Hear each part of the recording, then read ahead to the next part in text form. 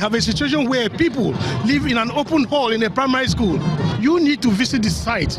It's such a shame that it's happening in the 21st century in a leading nation on the African continent.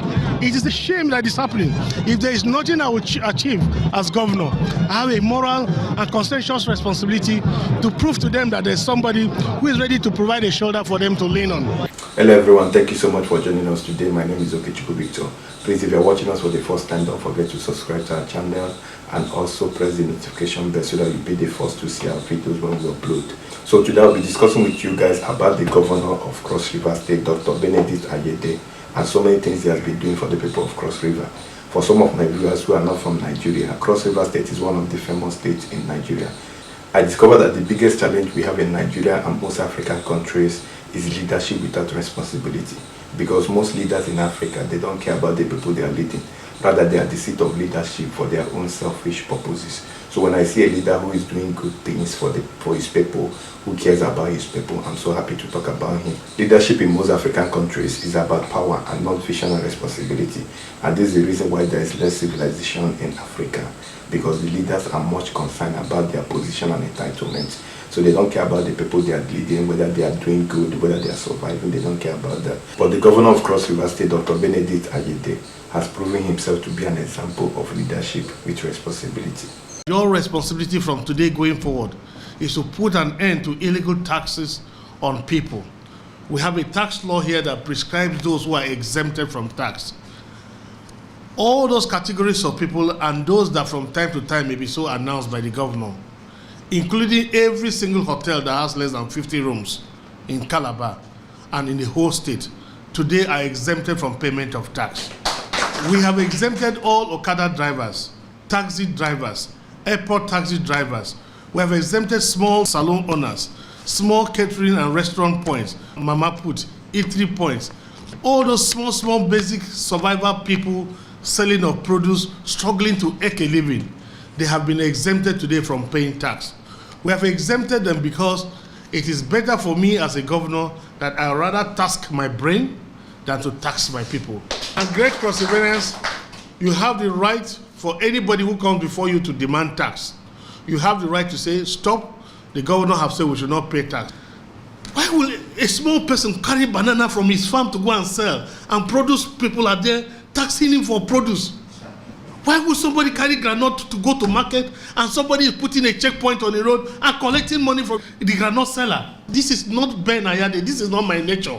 I am not wired for this insensitivity to a weaker person.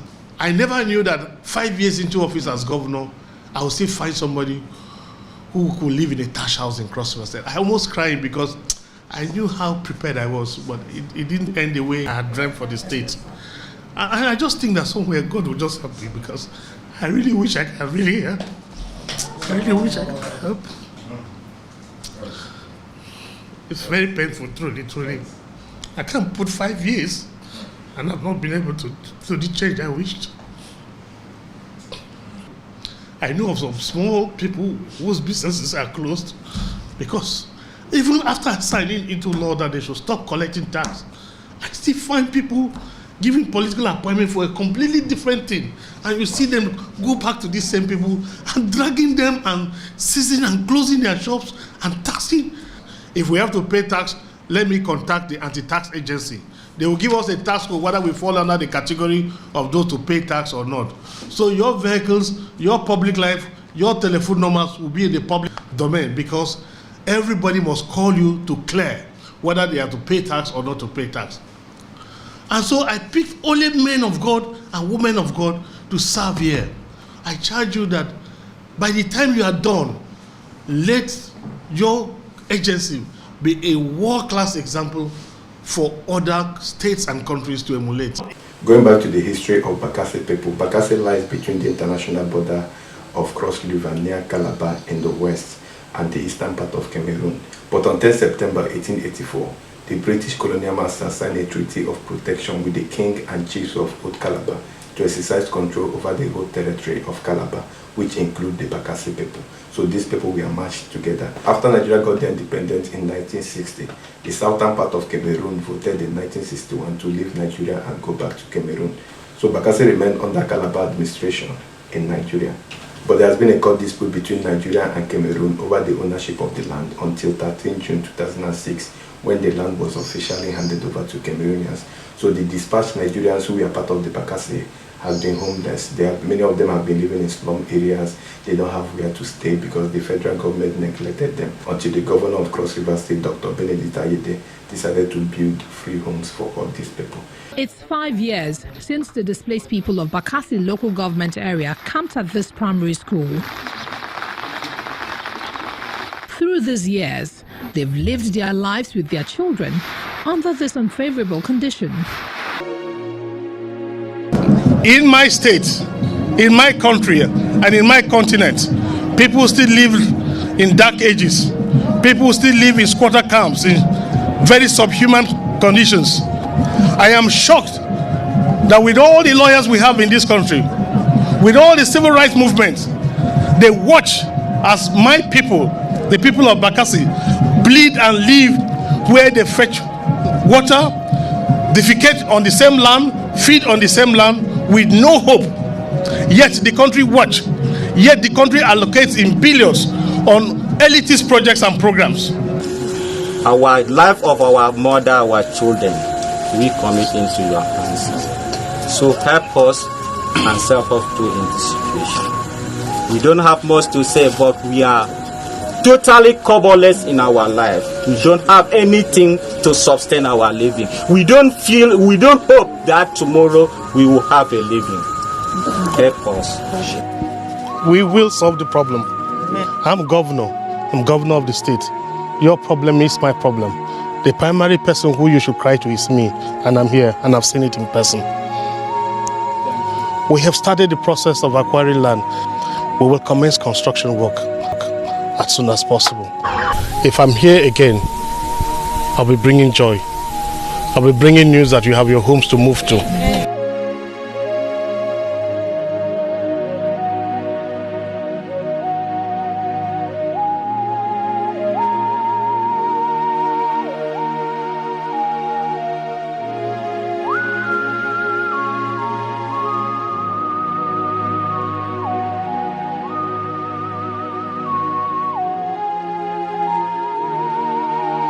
Get up, stand up, stand up, stand up, who the cafe? Get up, stand up, who the cafe? Don't give up the man. I feel a sense of fulfillment having been here to see my son, my daughter, my mother, my uncle, my auntie living in a clustered accommodation of a primary school with mosquitoes feasting on them, with no place to farm, no place to lay their head.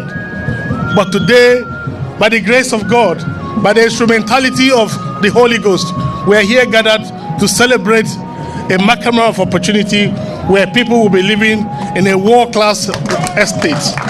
You can get a certificate of occupancy. This is the first social housing in Africa, in absolute terms, where the ownership is in perpetuity, where the property is yours, where there will be no time you say you can now move and let another person enter. No, it is your house, it is yours to keep forever and ever. We will continue to expand it. It is not enough to provide you housing, because this is not shelter, this is housing. It means it has amenities, it has power, it has water, it has all the utilities you will so need. You have solar lighting, you have the generator, and you have the third grid, which is the national grid. But today I'm going to also assure you that we have acquired boats which are by the water side to enable you to do fishing for those who can fish. We have also made provisions for cash. So we have a take-off grant of 50 million to support all of you who live here who want to start small businesses. I am lucky because I have a circumstance akin to yours, and so I feel you and I know your pain. But please, let's take today to dance. Let's take today to celebrate. Let's use today as a day to tell a story, a reverse of all that has been your experience, that finally you have a home called your own. You have a house that is yours. As I turn around and look at it, it gives me joy that at least if there's nothing else I have done, I've been able to take one person, maybe two, maybe 50 out of that squalor accommodation. And for Nigeria to know that these Bakassi people you have neglected, we ourselves have not neglected our people. And so for what I have done is driven out of emotions and passions and not out of wealth and accumulation. But let the president recognize the pain and just reflect on the budget of IDPs and ask for once what has been provided for the people of Bakassi. When anybody asks that question, you will see the injustice for the people of Cross River State and the people of Bakassi. We are not here to celebrate the house, but we are here to celebrate the hope that these houses will bring. We are here to celebrate the fact that we have drummed the consciousness of the president to the understanding that he has one unfinished business. You are an honest man. Thank you. God bless you. God bless you. Thank you for you standing by your truth. Irrespective of all the storm and confusion of all our leaders, but you stand by your word. God bless you. You will stay to rule the entire world. Thank you, Father. May God bless you. Get up, stand up, stand up, fire. Leadership is all about vision and responsibility. And no matter how a great leader you are, your effectiveness is ultimately defined by the result your team produces. So guys, what do you think about the leadership style of the governor of Cross River State? Is he doing well or not? Whatever is your comment, please drop it on the comment section. And don't forget to subscribe to my channel. Thank you so much for watching, and see you in my next video. Bye. Thank you so much.